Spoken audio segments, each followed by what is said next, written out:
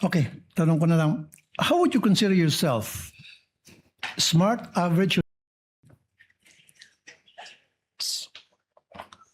Nasa average lang po ako Average. kapag katao, Your Honor. correct? Just like millions and millions and millions of Filipinos. Good, normal. Kasi sa isang normal na tao, kapag siya'y binigyan bilang isang SDO tulad sa inyo ng listahang pangalan ng mga informants na bilat, pagong at pusa, papalag ka. Ano ba to, Colonel? Mukhang hindi ata tama to, bastusan na to. Di po ba? Para sa normal na tao. Am I right? Nag-rely po ako sa sinabmit po sa akin ng security officer, Your Honor. Kaya nga po, bilang isang normal na tao, ulitin ko, pag nakakita kayo ng ganong pangalan, bilat, pagong, pusa, etc. Belat. Okay, belat, same. Magugulat ka, di ba? Magugulat Hindi, sa po. Bisaya, yung pronunciation yan eh. Sa Tagalog, belat, sa Bisaya, bilat yun eh. Kasi yung I nagiging I eh. Bisaya din kasi ako eh. With the permission of Senator Judge Tulfo, Chair would like to remind the gallery to kindly maintain silence during these proceedings. You may proceed, sir. Kasi isa pa po, Madam Witness, meron akong kopya dito na kung saan maraming pangalan ng mga informant at iisa lang po yung pirma. So if you're a normal or average person, papalag ka na naman. Teka muna, Colonel, bakit ganito? Bastusan na to, lokohan to.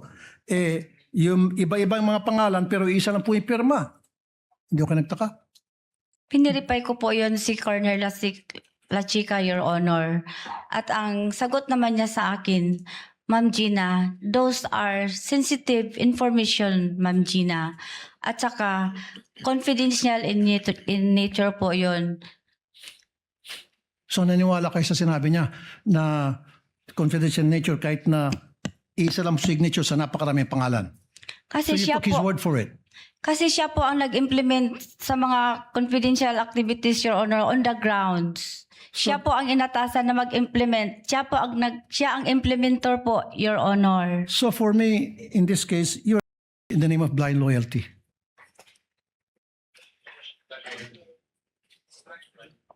Ano po yun?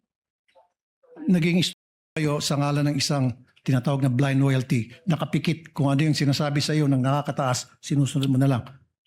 Stupido ka pa rin, pero in the name of blind loyalty. Would you agree? Dili ko maintindihan, Your Honor. I'm sorry. Okay, nung kayo po ay SDO sa Davao, nung mayor si BP Sara noon, hindi kayo nagkaroon ng disallowance, right? Never?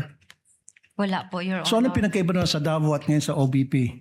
Bakit nagkaroon kayo ng disallowance ngayon dito sa OVP and DepEd versus nung nasa Davao kayo, wala kayong disallowance? Anong pinagkaiba?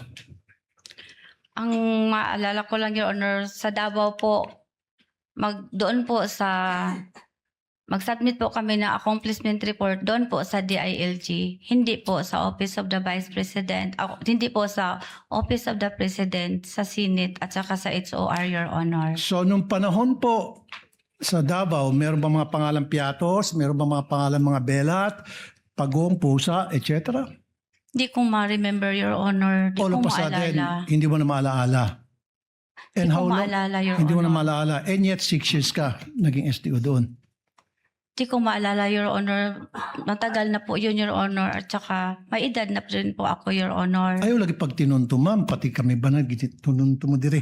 Mo Maraming maging na ako tinuod, Your Honor. Okay. Salamat po, Mr. Presiding Officer.